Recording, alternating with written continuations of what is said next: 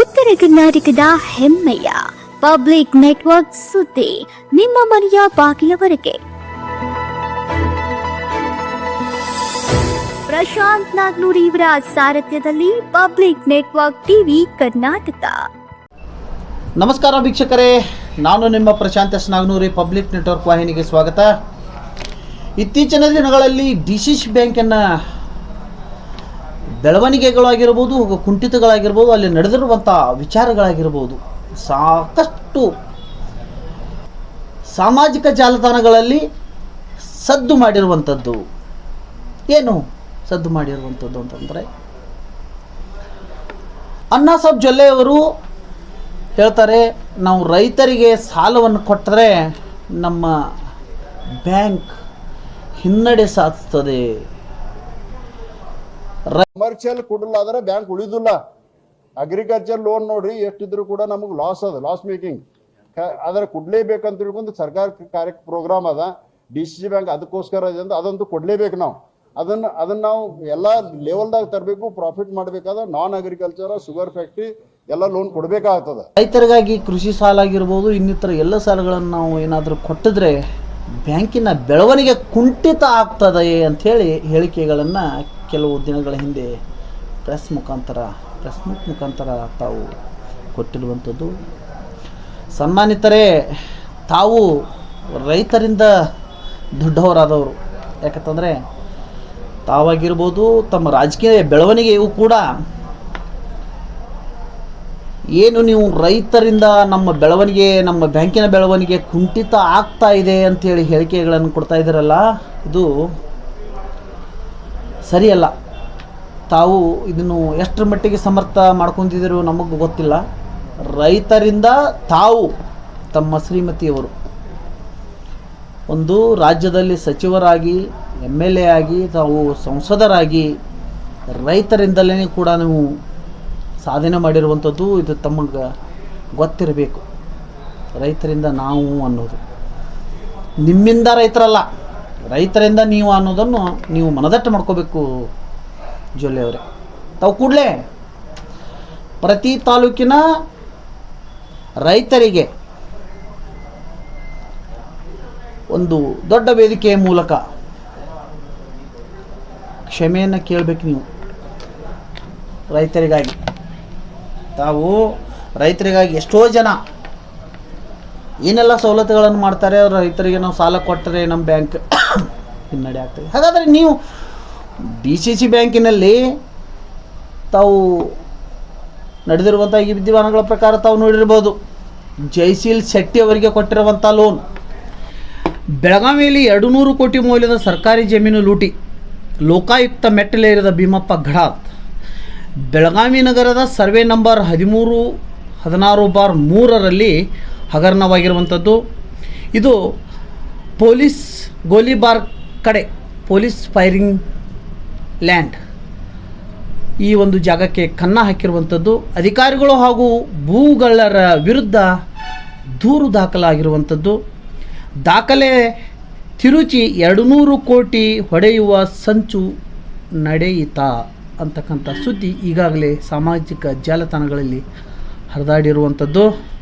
ಈ ಒಂದು ಬೃಹತ್ ಭೂ ಹಗರಣದ ವಿರುದ್ಧ ಸಾಮಾಜಿಕ ಹೋರಾಟಗಾರ ಭೀಮಪ್ಪ ಘಡಾದವರು ದಾಖಲೆ ಸಮೇತ ಈಗ ಕರ್ನಾಟಕ ಲೋಕಾಯುಕ್ತರಿಗೆ ದೂರು ನೀಡಿರುವಂಥದ್ದು.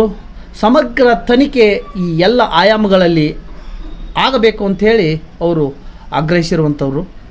ಬೆಳಗಾವಿ ನಗರದ ಶ್ರೀನಗರ ಉದ್ಯಾನವನದ ಹತ್ತಿರ ಪುಣೆ ಬೆಂಗಳೂರು ರಾಷ್ಟ್ರೀಯ ಹೆದ್ದಾರಿಗೆ ಹೊಂದಿಕೊಂಡಿರುವಂಥ ಒಂದು ಈ ಸ್ಥಳ ರಿಜಿಸ್ಟರ್ ನಂಬರ್ 1316/3ರ ಸುಮಾರು 5 ಎಕರೆ 34 ಗುಂಟೆ ಜಮೀನಿನ ಮೇಲೆ ಭೂಗಳರ ಕಣ್ಣು ಬಿದ್ದಿರುವಂಥದ್ದು.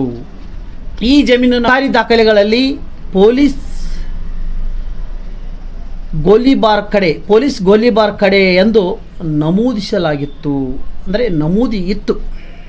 ಆದರೆ ಪ್ರಭಾವಿ ರಾಜಕಾರಣಿಗಳು, ಭ್ರಷ್ಟ ಅಧಿಕಾರಿಗಳು ಎಲ್ಲರೂ ಸೇರಿ ಈ ದಾಖಲೆಗಳನ್ನು ತಿರುಚಿ, ಅಂದರೆ ಬೇರೆ ಹೆಸರಿಗೆ ಮಾಡಿ ಈ ಒಂದು ಆಸ್ತಿಯನ್ನು ಖಾಸಗಿ ವ್ಯಕ್ತಿಗಳ ಹೆಸರಿಗೆ ವರ್ಗಾಯಿಸಿ ಮಾರಾಟ ಮಾಡಿರುವಂಥದ್ದು ಹೇಳಿ ಗಡಾದವರು ತಮ್ಮ ಒಂದು ಮನವಿಯಲ್ಲಿ ನಮೂದಿಸಲಾಗಿದೆ. ವಿಶೇಷವೆಂದರೆ 2002ರಲ್ಲಿ ಅಂದಿನ ತಹಸೀಲ್ದಾರ್ ಸಾಹೇಬರು ಜಮೀನಿನ ದಾಖಲಾತಿಗಳು ಅಕ್ರಮವಾಗಿ ತಿದ್ದುಪಡಿ ಆಗಿರುತ್ತವೆ, ಈ ಬಗ್ಗೆ ಜಿಲ್ಲಾಧಿಕಾರಿಗೆ ಪತ್ರವೂ ಕೂಡ ಬರೆದಿರುವಂಥದ್ದು, ಅದರ ಬಗ್ಗೆ ಕೂಲಂಕುಷವಾಗಿ ಅವರು ಎಚ್ಚರಿಸಿರುವಂಥದ್ದು ಆಗಿರುತ್ತದೆ. ಬ್ಯಾಂಕ್ ಒಂದು ಪತ್ರಿಕಾಗೋಷ್ಠಿಯಲ್ಲಿ ಕತ್ತಿ ಕುಟುಂಬ ಹಾಗೂ ಕಡಾಡಿ ಕುಟುಂಬದವರು ಸುಳ್ಳು ಆರೋಪಗಳನ್ನು ಮಾಡ್ತಾ ಇದ್ದಾರೆ, ತಮ್ಮ ಹೆಸರು ಕೆಡಿಸ್ತಾ ಇದ್ದಾರೆ ಅಂತೇಳಿ ನೇರವಾಗಿ ನಿಮಗೆ ಬಾಲಚಂದ್ರ ಜಾರಕಿಹೊಳಿ ಅವರು ಇರ್ಬೋದು, ಅನ್ನಸಾಬ್ ಜೊಲ್ಲೆ ಅವರು ಆರೋಪ ಮಾಡ್ತಾ ಇದ್ದಾರೆ ಸರ್, ತಾವೇನು ಹೇಳ್ತೀರಿ? ಅಲ್ಲ, ನಾವು ಯಾವ ಸುಳ್ಳು ಇದೆ ಎಬ್ಸಾತೀವಿ ಹೇಳ್ರಿ. ಅವರು ಜಯಶೀಲ್ ಶೆಟ್ಟಿ ವಿಷಯದಲ್ಲಿ ಆಗಿದೆ, ಅವರು 120 ಕೋಟಿ ಏನು ಲೀಸ್ ಜಮೀನು ಐತಿ, ಅದು ನನ್ನ ಮನೆ ಬಾಜುಕ ಐತಿ. ಪ್ರಶಾಂತ್ ನೀ ಬಾ ಬೇಕಂದ್ರೆ ಫ್ರೀದ ಬಾ ತೋರಿಸ್ತೀನಿ. ಅದು ಪೊಲೀಸ್ ಫೈರಿಂಗ್ ಝೋನ್, ಅದು ಅಲ್ಲಿ ಮಾಡಕ್ಕೆ ಬರೋಂಗಿಲ್ಲ ಪೊಲೀಸ್ ಫೈರಿಂಗ್, ಯಾಕಂದ್ರೆ ಸಿಟಿ ಲಿಮಿಟ್ಸ್ ಒಳಗೆ ಬರ್ತೈತಿ. ಅದಕ್ಕೆ ಆ ಜಾಗ ಖಾಲಿ ಇತ್ತು, ಅದನ್ನ ಲೀಸ್ ಕೊಟ್ಟಾರ 30 years ಲೀಸ್. ಅದ್ರ ಮೇಲೆ 120 ಕೋಟಿ ಹೆಂಗೆ ಸಾಲ ಮಂಜೂರಾತಿ ಕೊಡ್ತಾರೆ ಇವರು? ಇದು ಪೈಲ ಕ್ವಶನ್. ಈ ತಪ್ಪಿದ್ರೆ ತಾವು ತನಿಖೆ ಮಾಡಿರಲ್ಲ, ತಾವು ತನಿಖೆ ಮಾಡಿರಿ. ಡಿಪಾಸಿಟ್ಗಳು ವಿಡ್ರಾ ಆಗ್ಯಾವ. ಹಿಂದಿನ ಅವಧಿಯಲ್ಲಿ ಆ ತಹಸೀಲ್ದಾರ್ ಇರ್ತಕ್ಕಂಥವ್ರು ಡಿ ಸಿ ಅವರಿಗೆ ಈ ಡಿಪಾಸಿಟ್ ವಿಡ್ರಾ ಆಗಿದಾವ ಅಂತ ನಾವು ಹೇಳಿದ್ದು. ಡಿಪಾಸಿಟ್ ವಿಡ್ರಾ ಆಗಿದಂತೂ ಖರೆ, ಸರಿ ಬೇಕಂದ್ರೆ ಅವರ ಮನೆ ಒಪ್ಕೊಂಡಾರ ಆಗಿದಾವು. ಈಗ ಹೊಳ್ಳಿ ಡಿಪಾಸಿಟ್ ಬರತ್ತವು, ಮತ್ತೆ ಹೆಚ್ಚು ಅನುದಾನ ಕೊಡ್ತೇವೆ ಅಂತ ಹೇಳಿ 500 ಕೋಟಿ ಡಿಪಾಸಿಟ್ ಅಪ್ ಆಗಿದೆ ಅಂತ ಹೇಳಿ ಅವ್ರು ಹೇಳಿ. ಹೌದು, ಮತ್ತೆ ಹೆಚ್ಚಾಗಬೇಕು ಏನು ಎಲ್ಲೈತೆ ಅಲ್ಲೇ ಇರಬೇಕು. ನಾವು ಎಲ್ಲಿ ತಪ್ಪು ಇದು ಮಾಡಿ ಹೇಳ್ರಿ ಅದಕ್ಕೆ ಸರ್. ಆ ಸ್ಥಳದ ಬಗ್ಗೆ ಈಗಾಗಲೇ ಹಿಂದಿರ್ತಕ್ಕಂಥ 2002ನೇ ಇಸ್ವಿಯಲ್ಲಿ ತಹಸೀಲ್ದಾರ್ ಅವರು ಆ ಸ್ಥಳದ ಗೋಲಿಬಾರ್ ಕಡೆ ಅಂತೇಳಿ ಜಾಗ ನಮೂದಿ ಆಗಿರೋ ಫೈರಿಂಗ್ ಝೋನ್ ಸರ್. ಆ ಒಂದು ಸ್ಥಳವನ್ನು ಇದನ್ನು ನಾವು ಈ ಸರ್ಕಾರದ ಅಧಿಕಾರಿಗಳ ಒಂದು ಒತ್ತಡದಿಂದ ತುರಿಚಿ ಇದನ್ನು ಬೇರೆಯವರಿಗೆ ವರ್ಗಾಯಿಸಲಾಗಿದೆ ಅಂತೇಳಿ ಆಗಿನ ತಹಸೀಲ್ದಾರರು ಮನವಿ ಕೊಟ್ಟರು ಕೂಡ ಆ ಸ್ಥಳ ಅದೇ ರೀತಿನ ಮುಂದುವರೆದು ಅಧಿಕಾರಿಗಳೊಂದು ಲೋಪದೋಷ ಅಥವಾ ರಾಜಕಾರಣಿಗಳ ಲೋಪದೋಷನೋ ಅಥವಾ ಇನ್ನೇನಾದರೂ ಇದೆ ಸರ್ ಇದು ಕಾರಣ? ಅದು ತನಿಖೆ ಆಗ್ಲತ್ತ ನಾವು ಕ್ವಶನ್ ರೇಸ್ ಮಾಡೇವಲ್ಲ. ತಾವೇನು ಹೇಳ್ತಾರೆ? ಅಲ್ಲ, ಕ್ವಶನ್ ರೇಸ್ ಮಾಡೇವು, ತನಿಖೆ ಆಗಲಿ, ಯಾರು ತಪ್ಪಿಸ್ತಾರ ಅವ್ರಿಗೆ ಸಜಾ ಆಗಲಿ. Thank you sir. Thank you. ಕಳೆದ ಅಕ್ಟೋಬರ್ನಲ್ಲಿ ಪತ್ರ ಬರೆದರೂ ಕೂಡ ಭೀಮಪ್ಪ ಗಡಾದವರು ಕಳೆದ ಅಕ್ಟೋಬರ್ನಲ್ಲಿ ಪತ್ರ ಬರೆದರೂ ಕೂಡ ಯಾವುದೇ ರೀತಿ ಕ್ರಮಗಳನ್ನು ಅವರು ತೆಗೆದುಕೊಂಡಿಲ್ಲ ಅಧಿಕಾರಿಗಳು. ಈ ಹಿನ್ನೆಲೆಯಲ್ಲಿ ಈಗ ಭೀಮಪ್ಪ ಗಡಾದವರು ಲೋಕಾಯುಕ್ತರಿಗೆ ಫಿರ್ಯಾದಿ ನೀಡಿದ್ದು ಕೂಡಲೇ ಖಾಸಗಿ ವ್ಯಕ್ತಿಗಳ ಹೆಸರನ್ನು ತೆಗೆದು ಮೊದಲು ಸರ್ಕಾರಿಯ ಒಂದು ಸ್ಥಳ ಸರ್ಕಾರದ ಹೆಸರಲ್ಲೇ ಇತ್ತಲ್ಲ ಪೊಲೀಸರ ಒಂದು ಗೋಲಿಬಾರ್ ಕಡೆ ಅಂತೇಳಿ ಆ ಒಂದು ಹೆಸರಿಗೆ ಮರಳಿ ಅದು ಆಗಬೇಕು ಅಂಥೇಳಿ ಭೀಮಪ್ಪ ಗಡಾದವರು ಆಗ್ರಹಿಸಿದ್ದಾರೆ. ಜೊತೆಗೆ ಲೋಕಾಯುಕ್ತರಿಗೆ ದೂರನ್ನು ನೀಡಿದ್ದಾರೆ. ಈ ಎಲ್ಲ ಒಂದು ನಮ್ಮ ಮನವಿಯನ್ನು ತೆಗೆದುಕೊಂಡು ಅಧಿಕಾರಿಗಳು ಯಾವ ರೀತಿ ಸ್ಪಂದನೆ ಮಾಡ್ತಾರೋ ಅಥವಾ ಮಾಡಲಿಲ್ಲ ಅಂತಂದರೆ ನಾನು ಈ ಒಂದು ವಿಷಯದ ಬಗ್ಗೆ ಉಗ್ರ ಹೋರಾಟವನ್ನು ಮಾಡ್ತೀನಿ. ಜೊತೆಗೆ ಕಾನೂನಿನ ಒಂದು ಈ ಎಲ್ಲ ಒಂದು ಆರೋಪ ಪ್ರತ್ಯಾರೋಪಗಳ ನಡುವೆ ಡಿ.ಸಿ.ಸಿ ಬ್ಯಾಂಕ್ ಶತಮಾನೋತ್ಸವದ ಸಂಭ್ರಮದಲ್ಲಿದೆ. ಬೆಳಗಾವಿ ಜಿಲ್ಲಾ ಮಧ್ಯವರ್ತ ಸಹಕಾರಿ ಬ್ಯಾಂಕ್ ಇತ್ತೀಚಿನ ದಿನಗಳಲ್ಲಿ ಸಹಕಾರಿ ಆ್ಯಂಡ್ ಸಾಮಾಜಿಕ ವಲಯದಲ್ಲಿ ಸಾಕಷ್ಟು ಆರೋಪ ಪ್ರತ್ಯಾರೋಪಗಳನ್ನು ಭರಾಟೆ ಒಂದು ಹಾದಿಯಲ್ಲಿ ಮಿಂಚುತ್ತಿದೆ. ಇಂತಹ ಬೆಳವಣಿಗೆಗೆ ರೈತರ ಜೀವದ ನಾಡಿಯಾದ ಡಿ.ಸಿ.ಸಿ ಬ್ಯಾಂಕ್ ಎಲ್ಲೋ ಮಾರಕವಾಗಿ ವಿಷಯವನ್ನು ಹರಡ್ತಾ ಇದೆ. ಈ ರಾಜಕಾರಣಿಗಳ ಕೈಯಲ್ಲಿ ಸಿಕ್ಕು ರೈತರ ಒಂದು ಆಲದ ಮರ, ರೈತರಿಗೆ ನೆರಳಾಗುವಂಥ ಒಂದು ಆಲದ ಮರಕ್ಕೆ ಎಲ್ಲಿ ಕೊಡ್ಲಿ ಏಟು ಬೀಳ್ತಾ ಇದೆ ಏನೋ ಅಂತಕ್ಕಂಥ ಒಂದು ರೈತರ ಕಾಳಜಿಯಾಗಿರುವಂಥದ್ದು. ಕಾರಣ ಆಡಳಿತ ಮಂಡಳಿ ಮತ್ತು ಸಹಕಾರಿ ಈ ಬ್ಯಾಂಕನ್ನು ಉಳಿಸಿಕೊಳ್ಳುವಂಥ ಒಂದು ನಿಟ್ಟಿನಲ್ಲಿ ಆರೋಪ ಪ್ರತ್ಯಾರೋಪಗಳನ್ನು ಬಿಟ್ಟು ಕಡೆಗಣಿಸಿ ಬ್ಯಾಂಕಿನ ಒಂದು ಸಮಗ್ರ ಅಭಿವೃದ್ಧಿಗೆ ಎಲ್ಲರೂ ಶ್ರಮಿಸಬೇಕಾಗಿರುವಂಥದ್ದು. ರೈತರು ಮತ್ತು ಸಾರ್ವಜನಿಕರ ಒಂದು ಆಗ್ರಹವಾಗಿದೆ.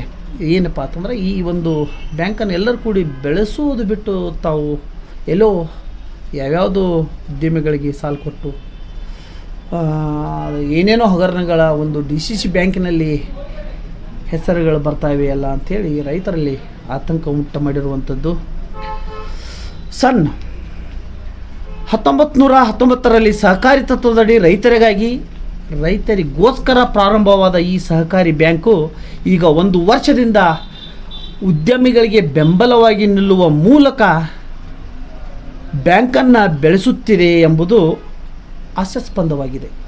ಒಂದು ಕಡೆ ಅಣ್ಣಾಸಾಹೇಬ್ ಜೊಲ್ಲೆಯವರು ರೈತರಿಗೆ ನಾವು ಸಾಲಗಳನ್ನು ಕೊಟ್ಟರೆ ನಮ್ಮ ಬ್ಯಾಂಕಿಗೆ ಲಾಸ್ ಆಗ್ತದೆ, ಹಾನಿ ಆಗ್ತದಂತ ಹೇಳಿಕೆಯನ್ನು ಕೊಟ್ಟಿರುವಂಥದ್ದು, ಉದ್ಯಮಿಗಳ ಪರ ಒಂದು ಬ್ಯಾಟ್ ಬೀಸ್ತಿರುವಂಥದ್ದು ಕೆಲವು ರಾಜಕಾರಣಿಗಳು. ಹೀಗೆಲ್ಲ ಆಗೋದರಿಂದ ಎಲ್ಲೋ ಬ್ಯಾಂಕಿನ ವ್ಯವಸ್ಥೆ ಒಂದು ಈ ಸುವ್ಯವಸ್ಥೆ ಎಳಗಾಡ್ತಾ ಇದೆ ಏನೋ, ಒಂದು ಹಾದಿ ತಪ್ತಾ ಇದೆ ಏನೋ ಅಂತಕ್ಕಂಥ ಒಂದು ಸಂದೇಶಗಳು ಕೂಡ ಹೊರಬೀಳುವಂಥದ್ದು. ಈ ಎಲ್ಲ ಬೆಳವಣಿಗೆಯ ಒಂದು ನಡುವೆ 1995-96 ಅಂದರೆ ಹಿಂದೆ ಈ ಎಲ್ಲ ಬೆಳವಣಿಗೆಗಳು ಈಗ ನಡೀತಾ ಇವೆ, ನಡೀಲಿ. 1995-96 ಒಂದು ಸಾಲಿನಲ್ಲಿ DCC ಬ್ಯಾಂಕ್ ಪರಿಸ್ಥಿತಿ ಏನಿತ್ತು, ಒಂದು ಮುಚ್ಚುವ ಸ್ಥಿತಿಯಲ್ಲಿ ಇರ್ತಕ್ಕಂಥ ಬ್ಯಾಂಕ್ ಪರಿಸ್ಥಿತಿ ನಿರ್ಮಾಣವಾಗಿತ್ತು. ಆಗ ಜಿಲ್ಲೆಯ ಎಲ್ಲ ಸಹಕಾರಿ ಮುಖಂಡರು ಕೂಡಿಕೊಂಡು ಆ ಒಂದು ಸಂದರ್ಭದಲ್ಲಿ ಎಲ್ಲ ಒಂದು ಸಹಕಾರಿ ರಾಜಕೀಯ ಮುಖಂಡರು, ಸಹಕಾರಿ ಮುಖಂಡರು ಎಲ್ಲರೂ ಕೂಡಿಕೊಂಡು ಈ ಬ್ಯಾಂಕ್ ಎಲ್ಲೋ ನಮ್ಮನ್ನು ಕೈ ಬಿಟ್ಟು ಹೋಗ್ತದೆ ಏನಪ್ಪ, ಕಳೆದು ಹೋಗ್ತದೆ ಏನೋ, ನಮ್ಮನ್ನು ಬಿಟ್ಟು ಎಲ್ಲೋ ಹೋಗ್ತದೇನೋ ಅಂತಕ್ಕಂಥ ವಿಚಾರಗಳ ಒಂದು ಮಧ್ಯದಲ್ಲಿ ಆಗಿನ ಯುವ ನಾಯಕರು ಸಹಕಾರಿ ವಲಯದ ಆಶಾಕಿರಣವಾಗಿದ್ದ ಸಹಕಾರಿ ಸಂಘಗಳನ್ನು ನಡೆಸಲಿಕ್ಕೆ ಪೂರ್ಣವಾದ ಜವಾಬ್ದಾರಿಯನ್ನು ತೆಗೆದುಕೊಂಡಂಥ ವ್ಯಕ್ತಿ ಯಾರಪ್ಪ ಅಂತಂದ್ರೆ ಅದು ರಮೇಶ್ ಕತ್ತಿಯವರಿಗೆ ಬ್ಯಾಂಕಿನ ಜವಾಬ್ದಾರಿ ವಹಿಸಿ ಬ್ಯಾಂಕನ್ನು ಉಳಿಸಿ ಬೆಳೆಸೋದರ ಜೊತೆಗೆ ರೈತರ ಮುಖಂಡರದೆಲ್ಲರದು. ಅದೇ ರೀತಿ ಯಾರ ಹಸ್ತಕ್ಷೇಪವಿಲ್ಲದೆ ಆಗಿನ ಸಮಯದಲ್ಲಿ ಆಡಳಿತ ನಡೆಸಲು ಸಹಕರಿಸಿದ್ದರು. ಅದರ ಪರಿಣಾಮ ಬ್ಯಾಂಕು 600 ಕೋಟಿ ಠೇವಣಿ ಹೊಂದುವುದರ ಜೊತೆಗೆ ಪ್ರತ್ಯಕ್ಷ ಮತ್ತು ಅಪ್ರತ್ಯಕ್ಷವಾಗಿ ಆರ್ಥಿಕ ಆಶಾಕಿರಣವಾಗಿ ಬೆಳೆಯುವಂತೆ ಮಾಡಿದ ಗರಿಮೆ ರಮೇಶ್ ಕತ್ತಿಯವರಿಗೆ ಸಲ್ಲುತ್ತದೆ. ಹೌದು ವೀಕ್ಷಕರೇ, ಜೊತೆಗೆ ಅವರು 27 ವರ್ಷ ಸುದೀರ್ಘ ಅಧ್ಯಕ್ಷರ ಅವಧಿಯಲ್ಲಿ 4 ಬಾರಿ ವಿವಿಧ ಮುಖ್ಯಮಂತ್ರಿಗಳ ಅವಧಿಯಲ್ಲಿ ಈ ಸಾವಿರಾರು ಕೋಟಿ ರೂಪಾಯಿ ಸಾಲ ಮನ್ನಾ ಆಗಿರುವಂಥದ್ದು, ದೊರಕಿರುವಂಥದ್ದು ಇತಿಹಾಸಕ್ಕೆ ಕಾರಣವಾಗಿರುವಂಥದ್ದು ಸತ್ಯ. ಇದರ ಅವಧಿಯಲ್ಲಿ ಮುಚ್ಚುವ ಭೀತಿಯಲ್ಲಿರ್ತಕ್ಕಂಥ PKPSಗಳು ಬೆಳಗಾವಿ ಜಿಲ್ಲೆಯಲ್ಲಿ ಕೆಲವೊಂದು ಹಳ್ಳಿಗಳಲ್ಲಿ ಎಷ್ಟೋ PKPSಗಳ ಒಂದು ಮುಚ್ಚುವ ಒಂದು ಪರಿಸ್ಥಿತಿಯಲ್ಲಿ ಇದ್ದು, ಅಂಥ ಪರಿಸ್ಥಿತಿಗಳು ಆಗದೆ ಅವುಗಳ ಒಂದು ಏಳಿಗೆಗೆ ಶ್ರಮಿಸಿರುವಂಥ ಏಕೈಕ ವ್ಯಕ್ತಿ ಆ ಒಂದು ಸಂಸ್ಥೆಗಳನ್ನು ಬೆಳೆದು ಅವುಗಳನ್ನು ಮತ್ತೆ ರೈತರಿಗೆ ಆಶಾಕಿರಣವಾಗಿ ಮಾಡಿರುವಂಥ ವ್ಯಕ್ತಿ. ಸಾಲಗಳನ್ನು ಕೊಟ್ಟು ಆ ವ್ಯವಸ್ಥಿತ ನಡೆಸಬೇಕು, ನೀವು ಇದೇ ಮಾರ್ಗದಲ್ಲಿ ಹೋಗಬೇಕು ಅಂಥೇಳಿ ಮಾರ್ಗದರ್ಶನ ಮಾಡಿನೂ ಕೂಡ ಅವರು ಎಷ್ಟೋ PKPSಗಳನ್ನು ಬೆಳೆಸಿರುವಂಥದ್ದು, ಅದು ಕೂಡ ಅವರಿಗೆ ಗರಿಮೆ ಸಲ್ಲಬೇಕಾಗುತ್ತದೆ. ಈಗಿನ ಆಡಳಿತ ಮಂಡಳಿ ಬ್ಯಾಂಕಿನ ಅಭಿವೃದ್ಧಿಗೆ ರೈತರಿಗಿಂತ ಉದ್ಯಮಿಗಳಿಗೆ ಸಾಲ ನೀಡಲು ಚಿಂತನೆ ಪ್ರಾರಂಭಿಸುವುದು ಹಾಗಾದರೆ ಎಂದು ಅನುಮಾನಕ್ಕೆ ಎಡೆ ಮಾಡಿಕೊಟ್ಟಂತಾಗಿದೆ. ಉದ್ಯಮಿಗಳಿಗೆ ರಾಷ್ಟ್ರೀಕೃತ ಬ್ಯಾಂಕ್ಗಳು ಸಾಲ ಕೊಡುತ್ತವೆ ಬಿಡಿ ಸ್ವಾಮಿ, ಅವರು ಉದ್ಯಮಿಗಳು ಸಾಕಷ್ಟು ದೊಡ್ಡ ದೊಡ್ಡ ವ್ಯಕ್ತಿಗಳು ರಾಷ್ಟ್ರೀಕೃತ ಬ್ಯಾಂಕಿನಲ್ಲಿ ಸಾಲವನ್ನು ತೆಗೆದುಕೊಳ್ತಾರೆ, ನೀವು ರೈತರಿಗೆ ಕೊಡಿ. ಇದರ ಜೊತೆಗೆ ರೈತ ಸಂಘದ ಮುಖ್ಯಸ್ಥರು, ರೈತ ಸಂಘದ ರಾಜ್ಯಾಧ್ಯಕ್ಷರು, ಜಿಲ್ಲಾ ಅಧ್ಯಕ್ಷರು ಎಲ್ಲರೂ ಸೇರಿಕೊಂಡು ಬೆಳಗಾವಿ ಜಿಲ್ಲೆಯಲ್ಲಿ ನಿಮ್ಮ ವಿರುದ್ಧ DCC ಬ್ಯಾಂಕಿನ ಆಡಳಿತ ಮಂಡಳಿ ವಿರುದ್ಧ ಹೋರಾಟ ಮಾಡುವಂಥ ಒಂದು ಹೇಳಿಕೆಗಳನ್ನು ಕೊಟ್ಟಿರುವಂಥದ್ದು. ರೈತರಿಗೆ ನೀವು 1 ಎಕರೆಗೆ 1 ಲಕ್ಷ ರೂಪಾಯಿ ಸಾಲವನ್ನು ಕೊಡಿ. ನಾವು ಮಾತ್ರ DCC ಬ್ಯಾಂಕ್ ಆಗಲಿ ಇವತ್ತು ರಾಜ್ಯದ ಮುಖ್ಯಮಂತ್ರಿ ವಿರುದ್ಧ ಆಗಲಿ ಎಕರೆಗೆ 1 ಲಕ್ಷ ರೂಪಾಯಿ ಅವ್ರು ಕೊಡಲೇಬೇಕು. ಈ ಸರ್ಕಾರಗಳು ಮಣಿದೇವರು ಕೊಡಬೇಕು, DCC ಬ್ಯಾಂಕ್ದವ್ರು ಮಣಿದೇವರು ಕೊಡಬೇಕು. ಏನ್ ಬಿಟ್ಟಿ ಭಾಗ್ಯಕ್ಕಾಗಿ ಕೇಳತ್ತಿಲ್ಲ. ಎಕರೆಕ್ 1 ಲಕ್ಷ ರೂಪಾಯಿ ಯಾಕೆ ಕೇಳತ್ತಪ್ಪ ಅಂದ್ರ 10-15 ವರ್ಷದಿಂದ ನೀವು 30-40 ಸಾವಿರ ರೂಪಾಯಿ ಸಾಲ ಕೊಟ್ಟಿದ್ರಿ. 10-15 ವರ್ಷದಿಂದ ನಮ್ದು ಖರ್ಚ ವೆಚ್ಚ 4ನೇ ಇತ್ತ, ಇವತ್ತದ ಬಾರನೇ ಆಗೈತಿ. ಭೂಮಿ ವ್ಯಾಲ್ಯೂಯೇಷನ್ ನೀವು ಗೌರ್ಮೆಂಟ್ ವ್ಯಾಲ್ಯೂಯೇಷನ್ 4.5 ಲಕ್ಷ ಇತ್ತ, ಅದನ್ನ 11.5 ಲಕ್ಷ ಮಾಡಿದ್ರಿ. 1 ಕೋಟಿ ರೂಪಾಯಿ 50 ಲಕ್ಷ ರೂಪಾಯಿ ಎಕರೆ ಜಮೀನ್ ಮರತಾವ. 1 ಎಕರೆ ಕಬ್ಬು ಬೆಳೆಯಕ್ಕೆ 2 ಲಕ್ಷ ರೂಪಾಯಿ ಖರ್ಚು ಬರತೈತಿ. ಈ ನಾಡಿಗೆ ಅನ್ನ ಹಾಕಾಗಿ 1 ಲಕ್ಷ ರೂಪಾಯಿ ಕೊಡ್ರು 0% ಬಡ್ಡಿಲಿ ನಾವೆಲ್ಲ ಸಾಲಗಾರ ಆಗಿದ್ವು. ಮತ್ತ ನಮ್ಮ ಕುಟುಂಬಗಳೆಲ್ಲ ಇವತ್ತು ಆತ್ಮಹತ್ಯೆ ಮಾಡ್ಕೋತಾವು ಅಂತ ಹೇಳಿ ಇವತ್ತ ನಮ್ಮ ಹೋರಾಟ ಐತಿ. ಆ ಹೋರಾಟನ ನಾವು ಯಾವಾಗೂ ಹಿಂದೆ ಪಡೆಯುವುದಿಲ್ಲ, ಹಿಂದೆ ಪಡೆಯುವ ಮಾತಿಲ್ಲ. ಆದ್ರೆ ಆ ಹೋರಾಟಕ್ಕೆ ಅವ್ರಿಗೆ ನೆರವಾಗಿ